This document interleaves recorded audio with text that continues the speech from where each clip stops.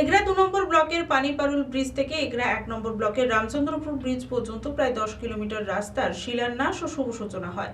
ঢাক ঢোলের তালে তালে উপস্থিত জনতার উচ্ছ্বাসে ঘটা করে শুরু হয় রাস্তা ঢালাইয়ের কাজ। অনুষ্ঠানে উপস্থিত ছিলেন এগরার বিধায়ক তরুণ কুমার মাইতি সহ অন্যান্যরা। মুখ্যমন্ত্রী মমতা বন্দ্যোপাধ্যায়ের স্বপ্নের প্রকল্প পথশ্রী 4 এবার বাস্তবের পথে আরও এক ধাপ এগোলো পূর্ব মেদিনীপুরের এগরায়। এগরা 2 নম্বর ব্লকের পানিপারুল ব্রিজ থেকে এগরা 1 নম্বর ব্লকের রামচন্দ্রপুর ব্রিজ পর্যন্ত প্রায় 10 কিলোমিটার গুরুত্বপূর্ণ রাস্তার শিলান্যাস ও কাজের শুভ সূচনা হলো। প্রকল্পটি বাস্তবায়িত হচ্ছে WBSRD এর মাধ্যমে। এই গুরুত্বপূর্ণ উন্নয়নমূলক প্রকল্পের শিলান্যাস করেন এগরার বিধায়ক তরুণ কুমার মাইতি। তিনি বলেন, উৎসবের আবহে শিলান্যাসকে ঘিরে এদিন ছিল রীতিমতো উৎসবের পরিবেশ। ঢাকঢোলের তালে তালে ও উপস্থিত জনতার উচ্ছ্বাসে ঘটা করে শুরু হয় রাস্তা ঢালাইয়ের কাজ।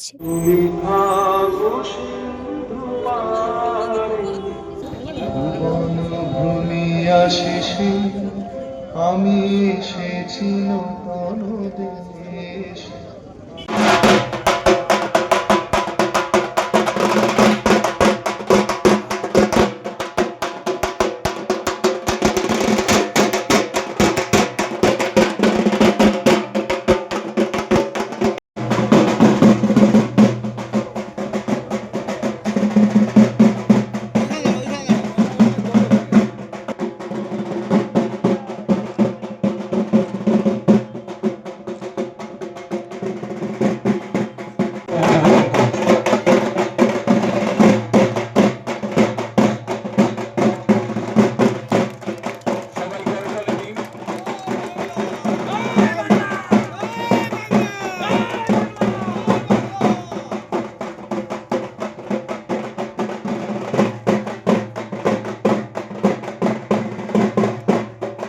দীর্ঘ প্রতীক্ষার অবসান হওয়ার স্বস্তি ও আনন্দে মুখর হয়ে ওঠেন স্থানীয় বাসিন্দারা।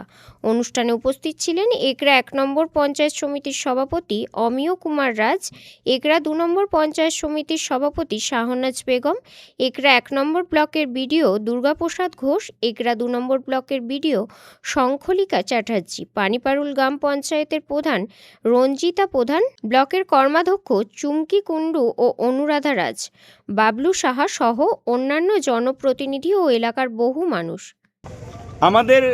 আমরা বাক্য রহিত, তার কারণ একসঙ্গে প্রায় 17 কিলোমিটার রাস্তা মাননীয় মুখ্যমন্ত্রী মমতা বন্দ্যোপাধ্যায় আমাদের এলাকাবাসীর জন্য উপহার দিয়েছেন। এই রাস্তাটা ফলে এগরা 1 নম্বর এবং 2 নম্বর ব্লকের কয়েক লক্ষ মানুষ উপকৃত হবে, তার সঙ্গে 4টে অঞ্চল এবং ভেতরে যারা চাষের কাজ করেন, ভেতরে প্রত্যন্ত গ্রামের মধ্যে যারা থাকেন তাদের বেরোনোর কোনো আউটলেট ছিল না। সেই জায়গায় 3টে কংক্রিটের ব্রিজ আর তার সঙ্গে 17 কিলোমিটার রাস্তা বাংলার উন্নয়নের মানচিত্রে একটা নতুন সংযোজন।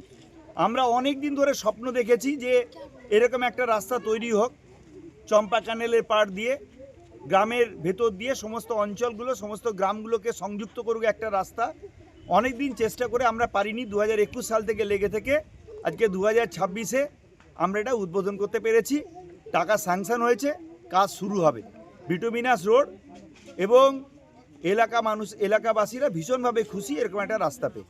বলছি, রামচন্দ্রপুর ব্রিজের বেহাল অবস্থা, কবে ফিরবে সেই? রামচন্দ্রপুর ব্রিজের অবস্থাটা আপনাদেরকে বলি। রামচন্দ্রপুর ব্রিজটা নিয়ে আমরা কনসার্ন আছি। সেই ব্রিজটা নিয়ে আমরা অ্যাডিশনাল চিফ সেক্রেটারি পর্যন্ত কথা বলেছি, মিনিস্টারের সঙ্গে কথা বলেছি। সেন্ট্রাল ডিজাইনটা আটকে ছিল, সেখান থেকে বার করে ফিনান্সে পাঠানো হয়েছিল, ফিনান্স থেকে স্যাংশন হয়েছে।